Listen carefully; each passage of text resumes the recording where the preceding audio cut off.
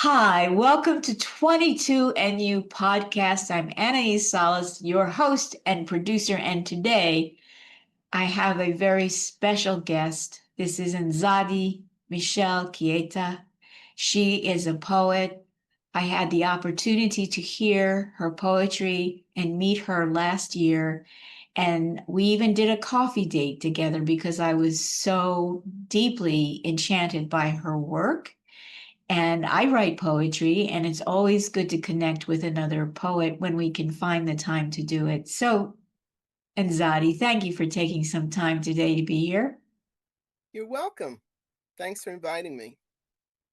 I'm very, very curious about how the environment that we're in now. You're a poet. You have to be a sensitive person.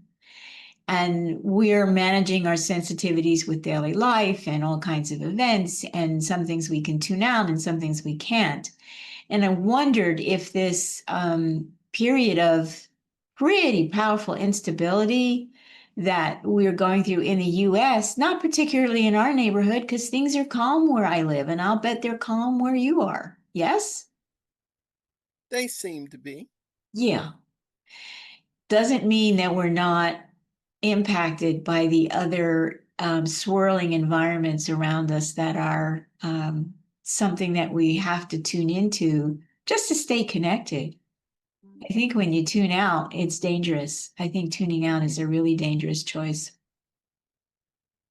I don't know how you feel about that. Well, I'm not all that tuned in, I'll tell you. There's a Um there's a balance. Yeah. yeah, there's and the balance tips in favor of my personal well-being. Yes, your personal peace, right? Mhm. Number I, one. Is, I've never been a news hog. mhm. We could start with that point.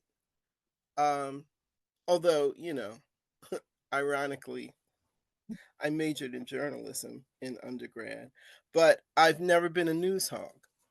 Um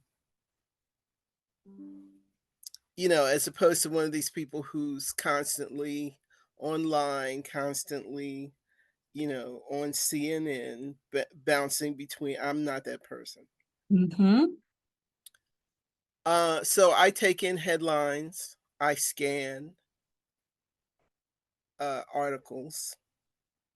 Sometimes I read them, or the first three paragraphs or so, which is you know where the meat of the facts are, quote unquote. But I lean in favor of my own well-being, and it does not allow me to uh overexpose. Mhm. I mean, I am aware of, say, as an example, the government shutdown and the fact that it sort of hobbled to a stop recently, just as an example, and that there's a lot of consternation about how it played out. So, I know some things, but I can't say that I, take a deep, deep, and continuous examination of everything that's currently amiss in the country. It's such a personal choice because the key ingredient is keeping yourself in balance and holding on and caring for staying brilliantly resilient, however you need to do it, Hmm. honoring your personal peace. And I actually think that's one of the hidden requirements of people who write fiction, but who also write poetry. There's a real balance that has to be maintained because otherwise you can give away your awareness to something that doesn't serve your co-creative and creative impulse. And I've experienced that. Would you say that sounds about right? It does. Hmm. Okay. Yeah. So I would love to have you share with this audience what you care to share about your own personal path. You've been a university instructor and you've worked with students and young people. And that is amazing to me because the stamina that requires and the generosity that requires is phenomenal. So, why don't you share with us a little bit about your university history if you'd like to, and let us know about that? Okay, so long ago, I was in need of a job, and a dear friend of mine. Yeah, let's start here. Okay. A dear friend of mine who's crossed into the spirit realm now. Her name was Emiko Tanuka, and she was originally a friend of my mother's. She was about my mother's age, and but then we ended up working together in the '90s in a community program, and but yeah, the program was, it had a lot of holes in it. The nonprofit world. Love it as we do, it'll kill you. Yes, it And will. I needed more money than I could make there. And but I was teaching. It was my first real experience with ongoing teaching. And Emmy, as we used to call her, said, because we met in a master's program, she said, "Nzadi, you've got a master's degree in creative writing. Why don't you look into college teaching?" And so, fast forward, I did, um, and I ended up finding a job, an adjunct job. Important to note, adjuncts are the migrant laborers of the academic system. Yes, they are. And but that was fine with me at that point because I had how much experience? Zero. Um, other than, what I had gained in this community program. So I applied and got a job as an adjunct in the English department at Westchester University, and did that for 2 years. Grueling, driving in a solid hour on the highway each way, and taught 4 classes a day.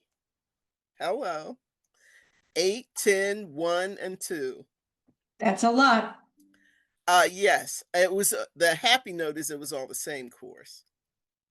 But what was funny was how it would change depending on the group. Each of those course classes, of course, had a personality, a collective personality. And so teaching the same material 4 times, it was a different class in some way every time. But at any rate, and I still remember some of those students, believe it or not. Um, but I was teaching like 100 students a semester, because in those glory days of higher ed, classes were full, and not all related to the course material. Mhm. Some of those students had never, now I don't have any documentation, but I have my life as documentation. Some of those students had never had a conversation with a Black person, Very and some of them had certainly never had a Black person in a position of authority over them. I ended up being there 25 years. well. That's one of those little, oh, by the way. Yeah, 8 times longer than I was supposed to be there.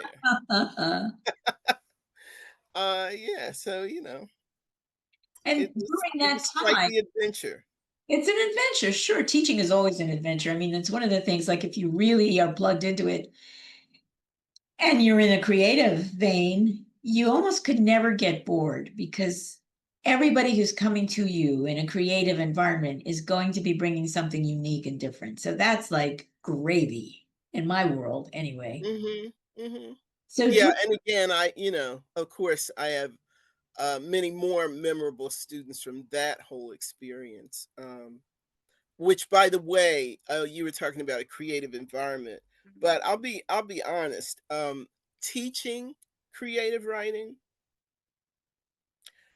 in an institution who where they had never had I was I'm pretty sure I'm 98% and a half sure that they had not had a dedicated poetry professor before me.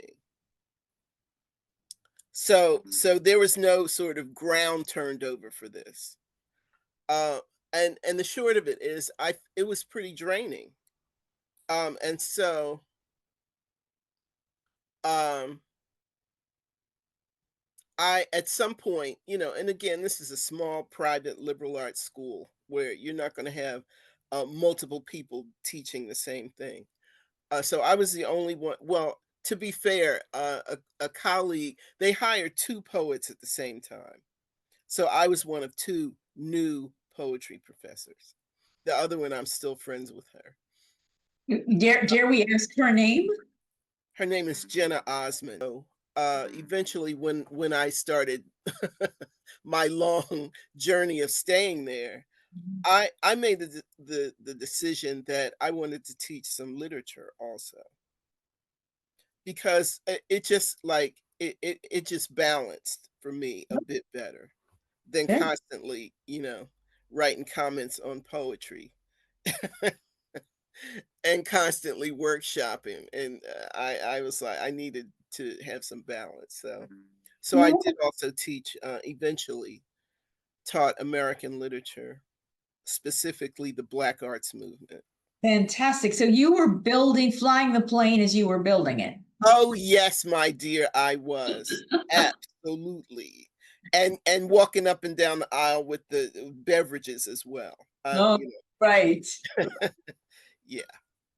So during that time, because 25 years is a long time to be in a way settled and And still driving from Philly. commuting, tell me how that impacted your own personal journey of being a poet and a writer, because your work is so powerful. And I know I'm going to ask you to read some of it, but how did you balance that?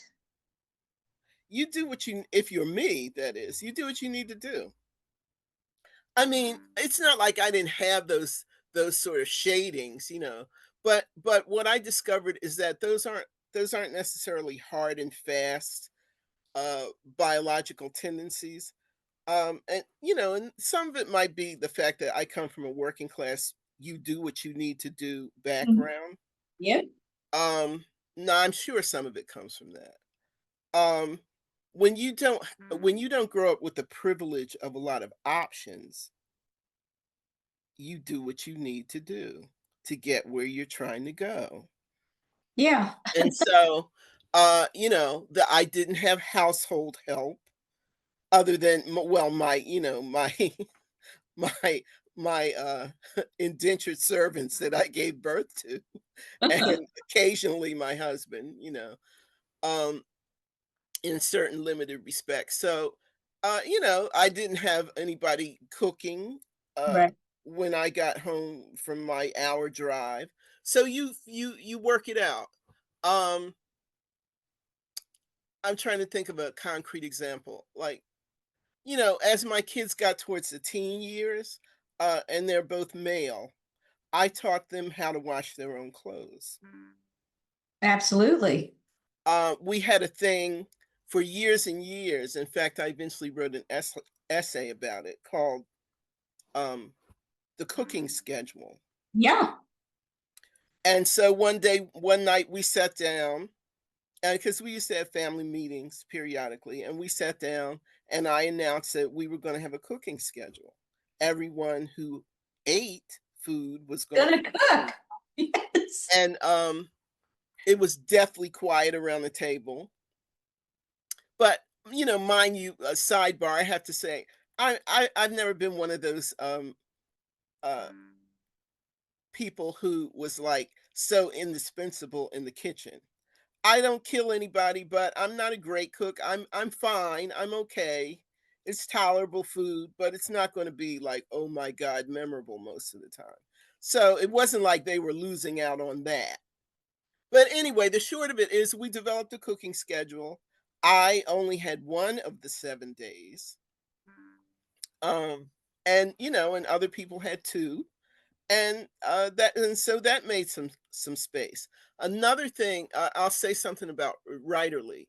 So there are two writers who had a particular, well, three really, who had an impact on how I looked at my life at this point. One Hmm. was my teacher from undergrad, Sonia Sanchez, who Yeah. was a single parent with two sons, but her sons are twins. So they were the same age, always the same demands at the same time. So I took a lot from that, just from sort of being around her. And not that her system was my system, but she used to get up at some crack of dawn hour and work, or else she would stay up. She was better at staying up late into the night and doing work. That didn't work for me. Hmm. But it was an example of somebody who has a life like yours. And then there's the great Lucille Clifton, who was a sort of long distance imaginary mentor of mine and inspiration. And Lucille had not two sons, not two children. She had six children, six. And as she used to like to point out, three in diapers at the same time. Hello. And they weren't, there was no triplets, no twin. They were just that close. So, so I used to, when things would get tight, I would just say, like, Lucille's doing it, figure it out. You do that. You channel the people. You just go like, let me just tap your spirit and Hmm. feel into how that universe works for you. How And does that work? And then lastly, there was I had this miraculous moment in the 90s sometime when I got to spend an evening. I actually got to cook dinner for um the novelist and poet Sandra Cisneros. She was in Philly for a brief time, and anyway. So I she was at my house yeah. for an evening. And Sandra is famous for saying, "I'm nobody's wife, I'm nobody's mother." So Sandra sussed my situation. When she came over our house, my youngest was like 2, which means my oldest was like 7 or 8. And this is before I started teaching, but I had some kind of job. I was in a whole nother field.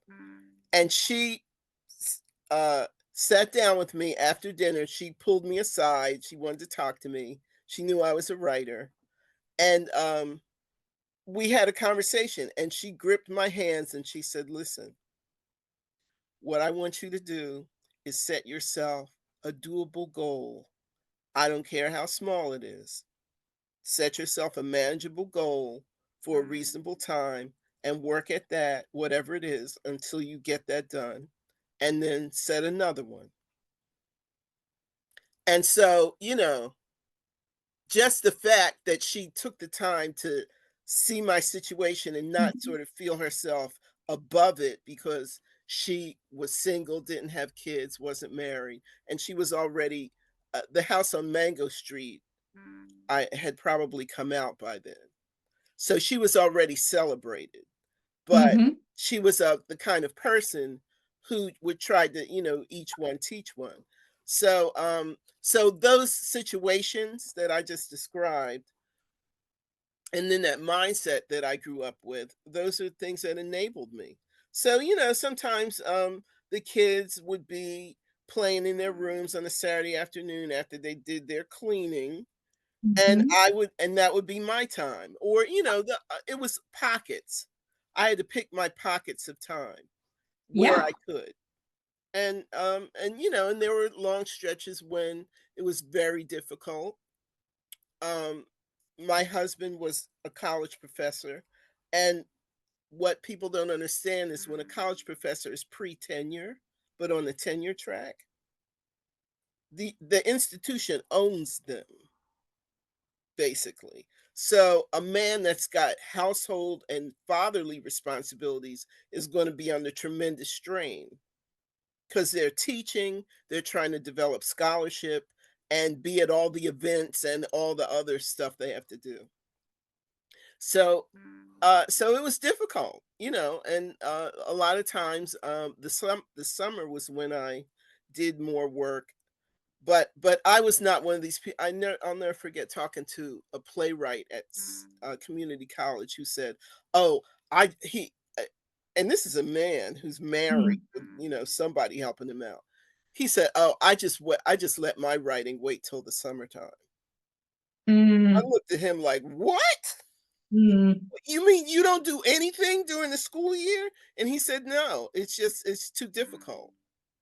And that was also part of my process, because I was like, no, that's not me. I can't take that approach. I'm I not can gonna just relate to wait." that.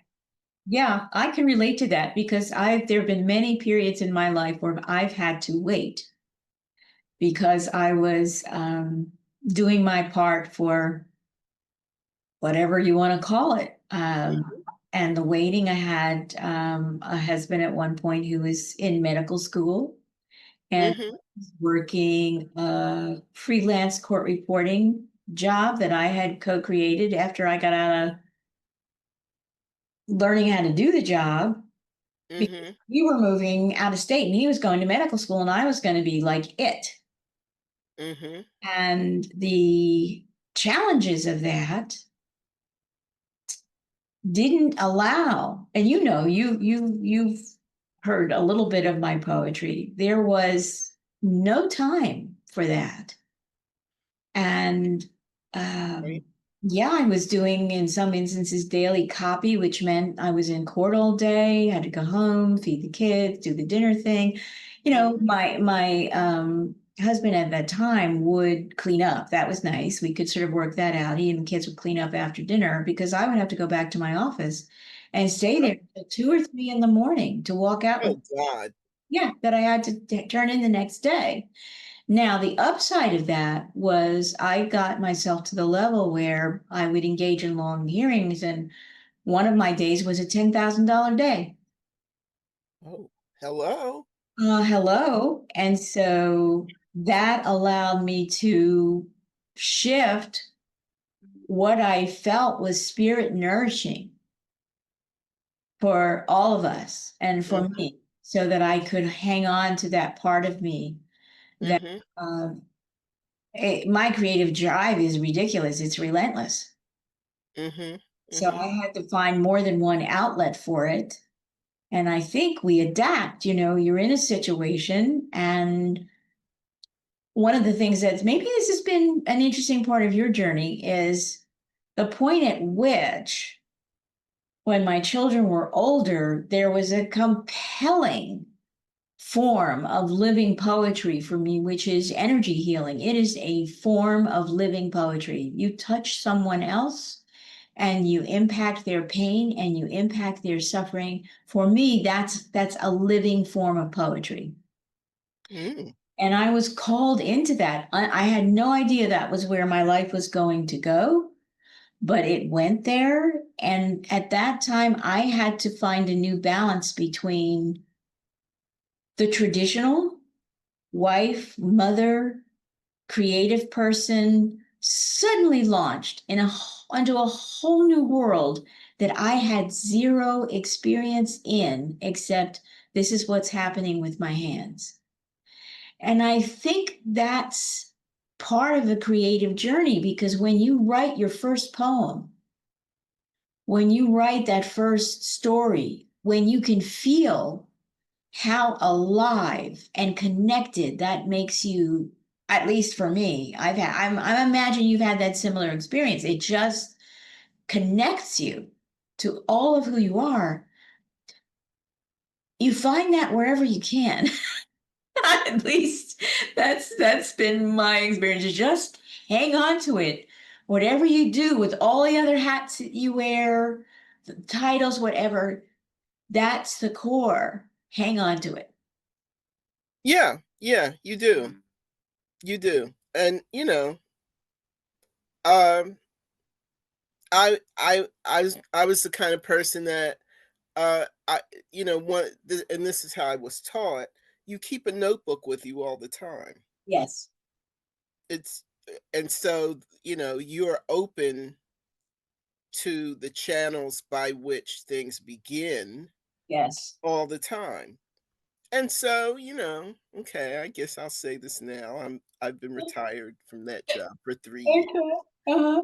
I'd be sitting in faculty meeting. Well, I used to do a ton of things in faculty meeting while I was listening, or voting or whatever had to be done. I was part of my brain is, of course, thinking about the class I have to go to after this meeting. But part of me was, maybe sometimes making notes about an idea for a poem that started in the car. And this was one of the great coping methods of well, both of my teaching jobs, but the longer one especially. I had an hour between my front door and my job, 'cause it was a less grueling drive than going to Westchester, but it was still a long drive in the morning, and so I'd always have, something to write on the passenger seat in the car.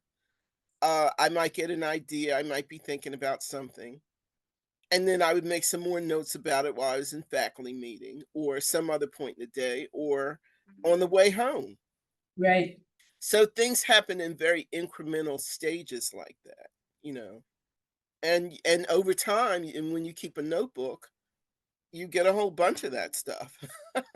I It have, doesn't make sense together, it's not cohesive, but that's not the point.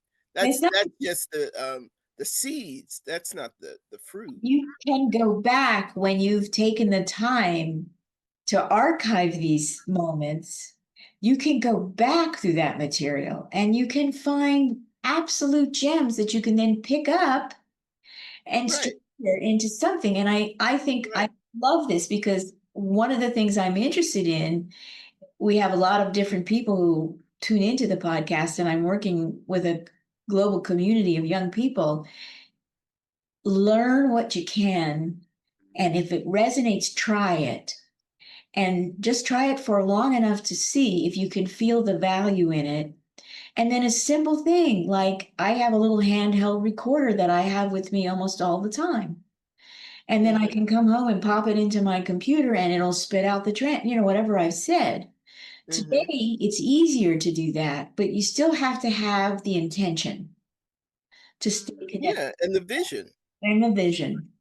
and So, also whatever it is that gives you permission. well, let's talk about permission. Let's talk about permission. When you say whatever it is that gives you permission, let's unpack that a little bit. What was that like for you? I go back to some of the people. Let's just stick with these 3 that I've been talking about. Okay, okay. So, when I was 13, in my house, you had in the summer, you still had housework, but at some point, you got freed up. I'm watching TV. It was a magical moment. My other siblings were playing outside the house. I was the inside person anyway. And so I had the TV to myself.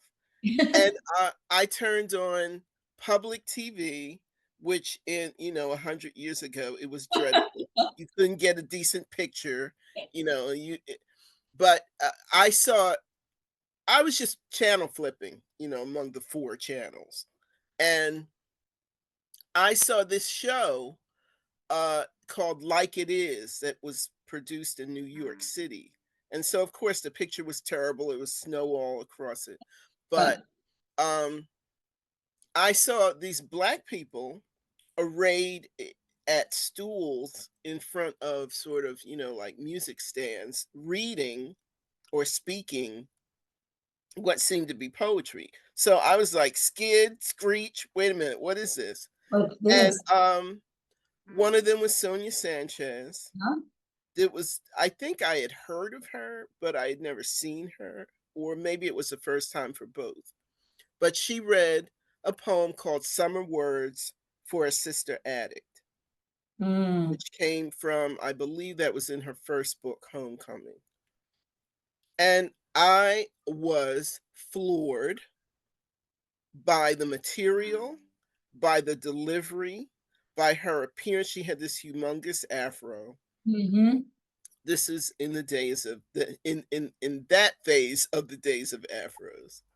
They've come back again, but, um, so and again, I'm 13, the age of quintessential, malleability, and, so that gave me permission to Right. to own the fact that I'm a Black person with a particular lens on the world, and now, apparently, I can say these things, I can write about these things? Oh, wow. Yeah. So, I mean, I was blessed to come of age in a period of the Black arts movement when there was a lot of oral and visual and oral permission being dispensed by artists that, you didn't have to pretend to be, God forbid, Longfellow or whoever, you know, was coming out of this white American poetry tradition. And I wasn't even sure I really liked poetry until I saw this. Mhm. And then I started buying it because at that point there were small independent presses like Broadside Press in Detroit, which was the press that published Sanchez's first book for $1. I Mhm. still have my copy. And so I could sit, and I still didn't understand, I knew that there were people out there in the world who were on drugs, but summer word for a sister addict is the speaker is a young woman, a teenager and it tells the story in her own perspective of how she starts shooting drugs because she's angry at her mother. Mhm.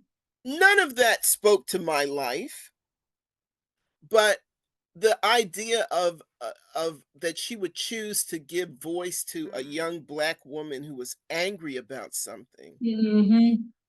and who had a fractious relationship with her mother, that Mhm. was enough permission right there. Right. And so to move it along, let's see. So I'm looking right now at the wall. I can't quite see it, but I pretty much memorized a poem by Lucille Clifton. That's one of her really famous poems that doesn't have a title, but we call it by the opening line of the poem. Won't you celebrate with me? Mm. And the closing lines are, what won't you come celebrate with me that every day something has tried to kill me and has failed. Oh, you've just given me all over body chills just saying those words. Oh, but the whole poem, I mean, the whole poem is permission for me because it Yeah. starts out, won't you celebrate with me Yeah. what I have made into a kind of life? I had no model, Right. born both I'm riffing now, but it's something like born both non-white and female, uh, in born in Babylon, both non-white and female. What did Yeah. I see to be except myself? Ah! Right. What Right. did I see to be except myself? So Right. if that wasn't the door Permission. getting flung open, I don't know Yeah. what is. Yeah. That's interesting. I love it that you shared that because I believe in a universe that wants everyone to have that experience of their awareness of this is me.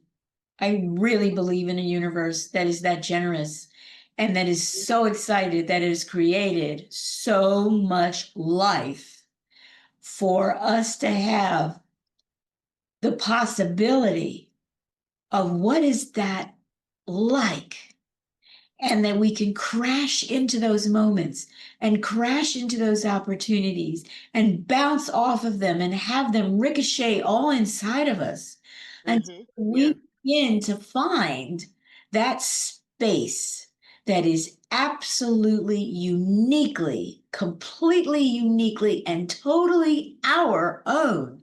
At the same time, it vibrates and resonates with the rest of life and the rest of humanity. And the collisions, when they're Oh gosh, because growing up in that time where the collisions were racial, or where the collisions were about gender, or where the collisions were about power, all of these collisions, every one of them is a space in which some developing, open, available human being whose spirit has not yet been killed grabs the possibility of, here I am. And says it in no uncertain terms. Absolutely. Like that to me is the glory of being a human being. I mean, just let me Yeah, say yeah, it. yeah, and also the glory of finding that. So if I had, um, not given myself permission to be bookish and somewhat solitary, and believe me, as I grew up, those were not good things in the outside view of the outside world. Um, some of the people in my family did not understand that kind of behavior. Right. My family either. They're like, oh God, leave her alone. I don't And know. therefore no, no, but see, it wasn't "leave her alone." "Leave Oh, her alone" is those are the golden words. That's where the liberation is, when they leave you alone. Um, Sanchez talks a lot about that, about her grandmother used to protect her from people trying mhm. to judge her because she was wild and liked to play with the boys, and her grandmother said, "Leave her alone." You're Well, alone. I didn't really have anybody saying, "Leave me alone." But I started saying it. Well, this is the thing, and this is one thing I think that we have in common. I know that there's a feeling of a connection that I have with you that I really value. And it may be that when we're talking about the permission, was You have to give I yourself the permission, yeah, I basically. gave myself the permission, and anybody that tried to infringe on that, I became a wild child. Like, absolutely, you cannot do this to me. I will make you pay for even trying to do this to me. And at some point, it led to leave her alone. Yeah, well, eventually they do get it. That's true. I mean, eventually they're like, okay. Uh, So then the next stage is you have to carry the mantle of the weird one, or yes. fill in the blank. The antisocial one is how I would sometimes depict it, or the evil one. And Ugh. all of that was like, I was like, okay, so those are just people that don't get me. I mean, that's all Right, right. right. Like, don't hurt me about it, and nobody tried to hurt me, but, they tried to browbeat me into being somebody else or being like somebody else. I don't know. It's just the way I was made. When I was 4 or 5, Were you able I in the, knew that I wasn't. yeah, Why did I have to be like somebody else? you didn't, but in the educational system where did you go to public school here in, Oh, yes, of right, course. okay. So in that environment, I found in my growing up years that there were people, there were teachers who made it their business to hurt me. They, Oh, yeah, yeah, they did. They you made didn't it. have time to list them all.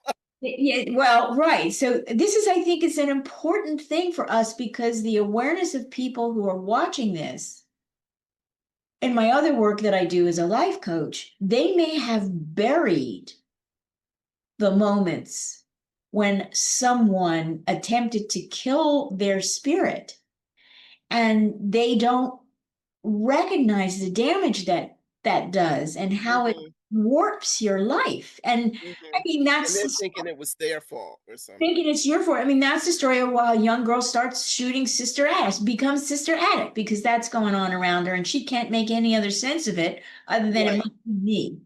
right, right. So I want to make sure we cover this because there will be people listening who haven't connected those dots yet.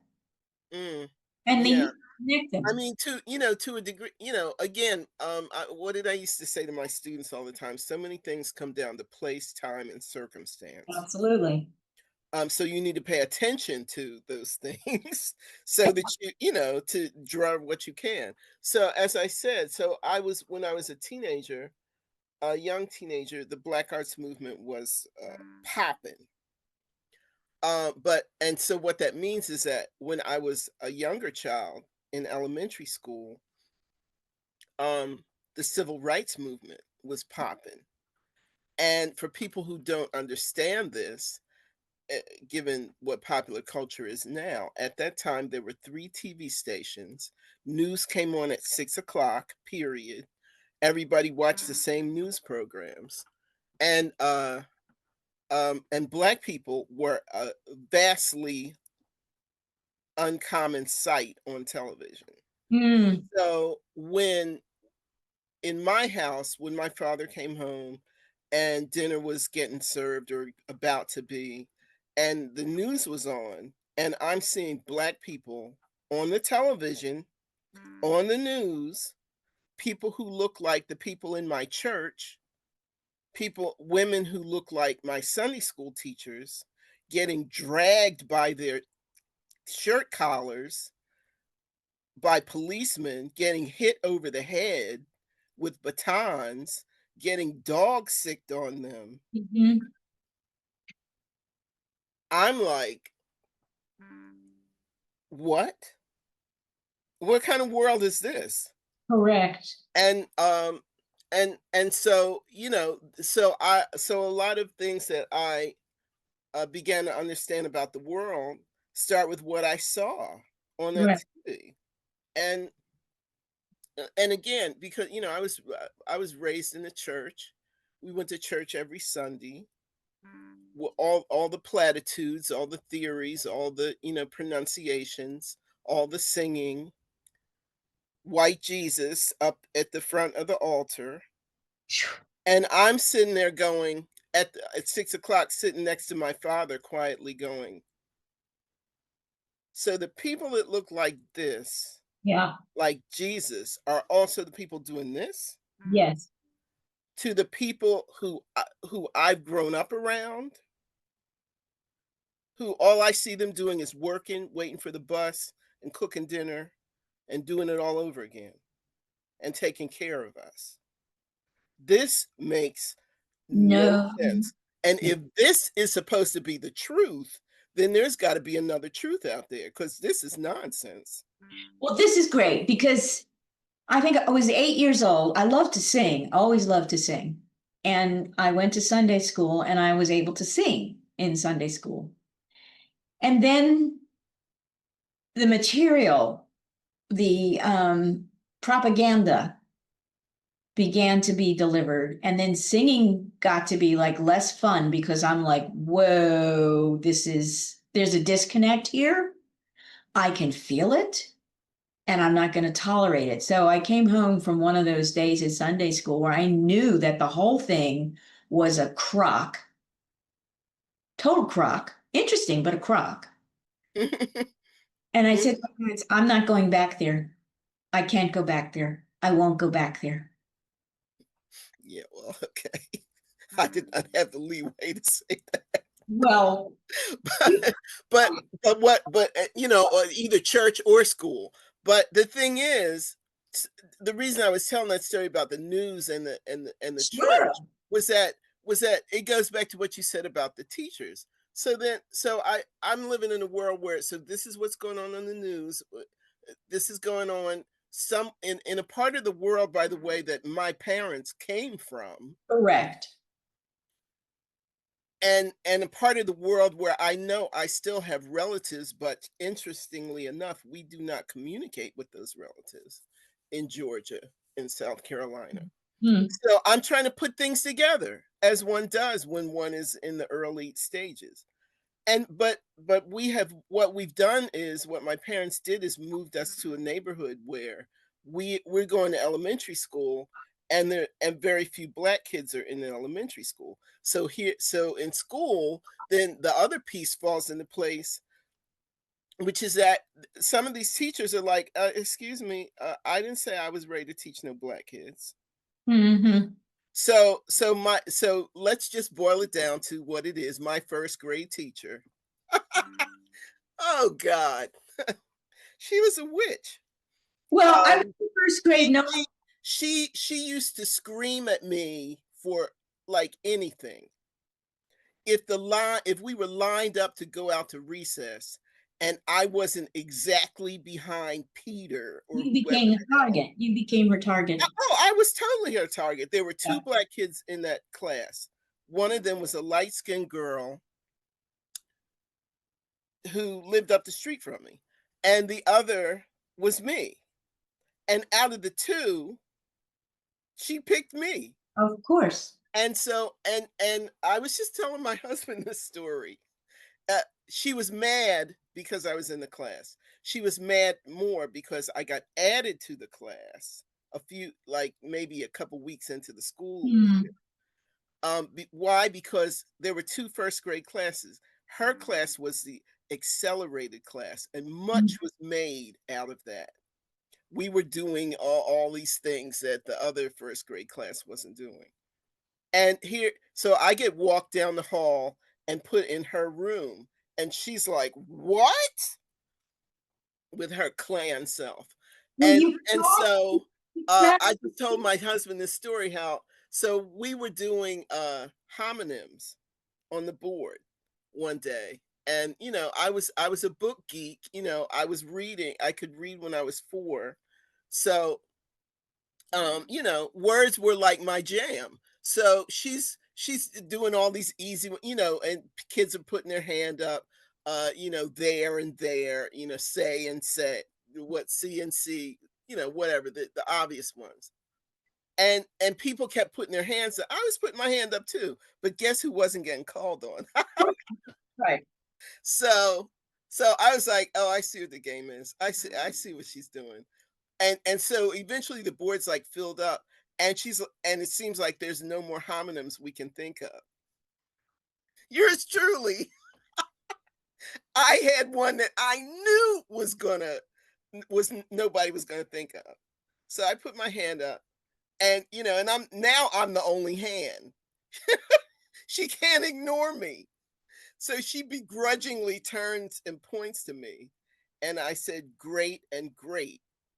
I will never forget. She had these big icy blue eyes. Yeah. She whipped around and said, "What?" And I was like, "What's the matter with you? You didn't hear me?" To myself. And because I was sitting by the window at that point, and right outside the window where the schoolyard was, there was a black iron grate over Uh-huh. the stairwell. And I knew that that grate was not the same as GREAT. Right. So I said it again, and I pointed out the window. Great, Miss Merritt's, like right there, and great, like GREAT. Nice. If the top of her head could have exploded, it would have. Exploded. Right. She was so mad because I knew something and I asserted it and I was right. Let me share the experience that I had going to first grade again, because my parents, my family, both sides of the family were really invested in education. And we got an early start and we were read to, and we got to play, those games that you start to begin to get a handle on language and communication. And so I went to first grade knowing how to read and how to write cursive. Wow. Okay. And so it's first grade and we're starting. I'm like, oh, here comes this good stuff. Here comes we're gonna, and I get this book, See Spot Run. I'm like, you gotta be kidding me. This is really See Yeah, Spot. I know, right? And Prepare to so be then, bored. right. So then I have my little paper, and then I would start riffing off of See Spot Run and writing it in cursive. Oh gosh. And can you imagine? She said, They "You weren't ready for you. right, you can't do that in here." And I said, "Excuse me, I thought that was the point of being here." Like, what do you mean I can't do that here? Have I got the wrong idea about why I'm spending my day here? This was how I spoke to adults. Oh, really? Oh, yes, ma'am. Oh, they really weren't ready for you. I Mm-mm. didn't care. I didn't care because I was already in the space of, I know what it feels like when some energy is trying to shut me down, shut me up, kill me, reposition, Mhm, wipe me out. I can mhm. feel it. Oh, yeah. I'm not going to say yes to that. I'm going to say no to that in a way that you will feel as powerfully as what you're trying to do to me. Mhm. And that was it. It was on. It was Yeah, even yeah. with my parents. It was on. It's like absolutely not going Mhm, to happen. And I found very ingenious ways to make the point. Really make the point. There was a day with Sunday family, we're going out to do something interesting together. We did Sunday cool things on Sundays, and everybody had a pile in the car. But I had been accused of something that I didn't do. And I said, I didn't do it. And I'm not going to admit to something that I didn't do. mhm. And, there's a whole brouhaha about that. And while everybody was getting ready to go and they were thinking that, they were done with me, I went into my parents' bedroom bathroom and I locked the door. And there was a tiny little window in their bathroom that no human being, adult human being, could have fit through, even if they broke it. And I sat there and I waited till they started calling me, Wayne, where are you? It's time to go. And finally, I was like, kept quiet. And then they're like, realized that I'm locked in the bathroom. Come out. I'm like, no, not coming out until I get an apology. Not coming out. Oh my god. Oh, yeah. Oh, yeah. And I found little kinds of unexpected power moves like that. Every time my imagination needed to come up with a power move like that, it would bring me one. And I, And, well, the thing is, it's like a intoxicating. You got success early on off of saying no, and then that's gonna motivate you to do it again, to say it again, to take that approach. but here's the thing. My my parents were not averse to physical punishment. I got a lot of that. And then Mhm. there was one day where I had again crossed the line. I was 5, and my mother said, All right, go upstairs, you're getting a spanking. That was the routine. And so I'm walking up the steps and I said, Well, could we use the belt today? I'm really tired of the hairbrush. Just stuck a pin in it, didn't you? Uh-huh. Did not get spanked, never happened again, never came up again. So this is what generates literature, poems, and expression and creativity and my I amness. And now I would love you to read one of your poems. Oh, oh boy. Okay. I really, really do have such a deep appreciation of what you write. Well, thank you. Um, I don't if you didn't put any limits on me. No, I So, didn't. uh, but given what we've been talking about, I want to read something from my second book. I mean, I'm happy to read more than one thing, but I want to read something from my second book, if All that's right, I'll trust your judgment. my second book is all about this theme of permission. This is the cover of the book, Brief Evidence of Heaven, Poems from the Life of Anna Mary Douglas. Oh my goodness. Okay. So Anna Mary Douglas was Frederick Douglass's first Yeah, wife. right. She was his wife for 44 years, which is a long time to do anything. And not to mention being married. Um, and she was the opposite of her husband in several respects. In the most significant one for me, She never learned to fully read and write.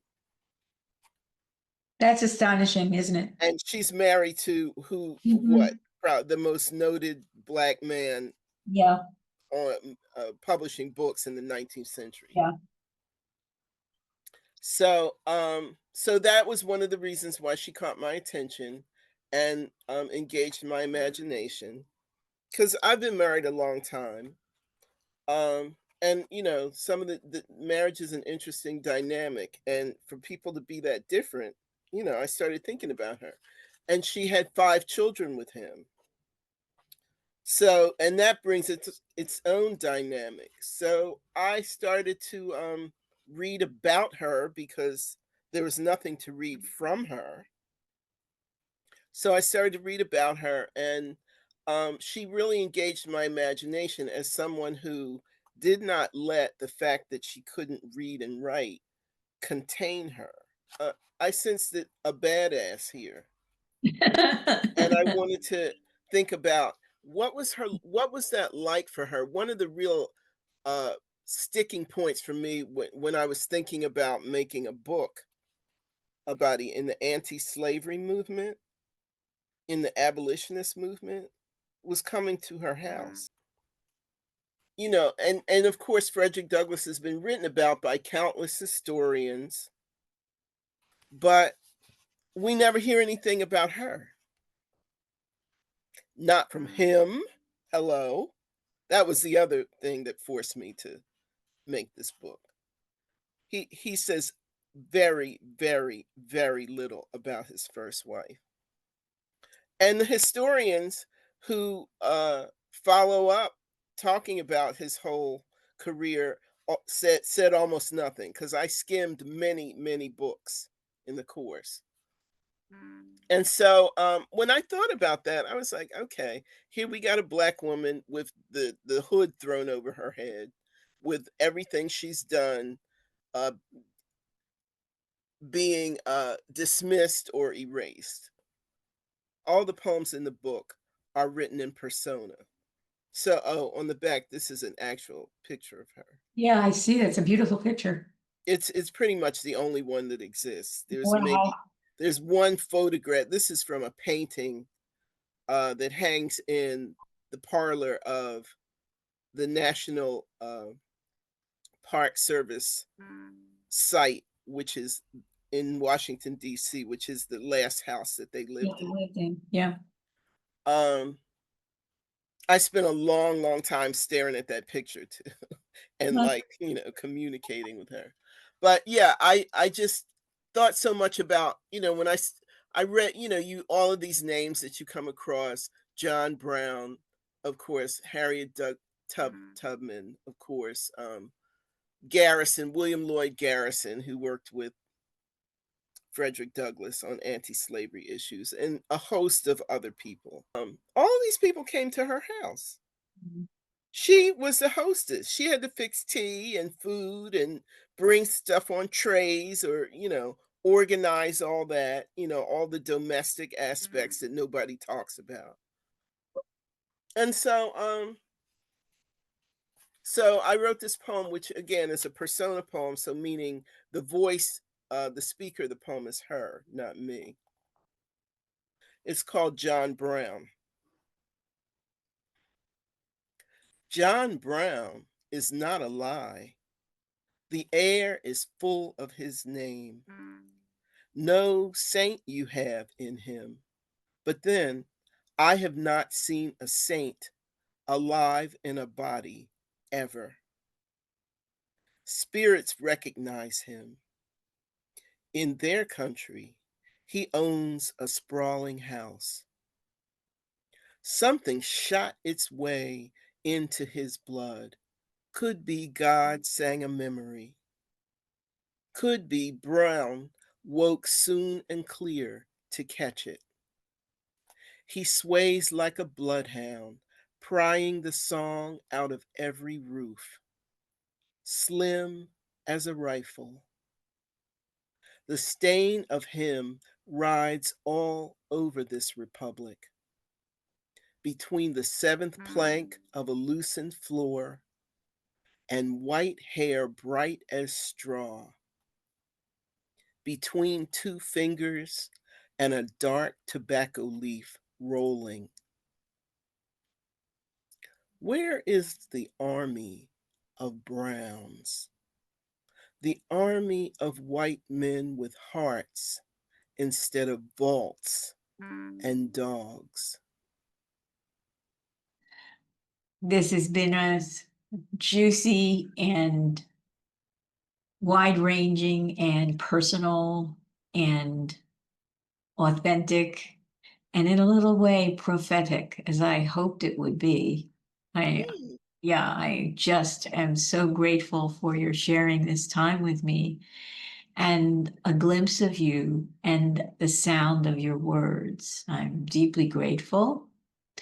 So thank you for doing this with me. And please, I'm going to say fair warning because I want people to be able to reach out to you.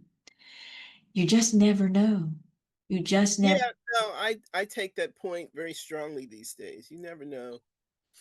If you're blessed to wake up, you don't know what the day's bringing to you. So, And who you can be a breath of fresh air on a flame of someone who's about to give themselves permission.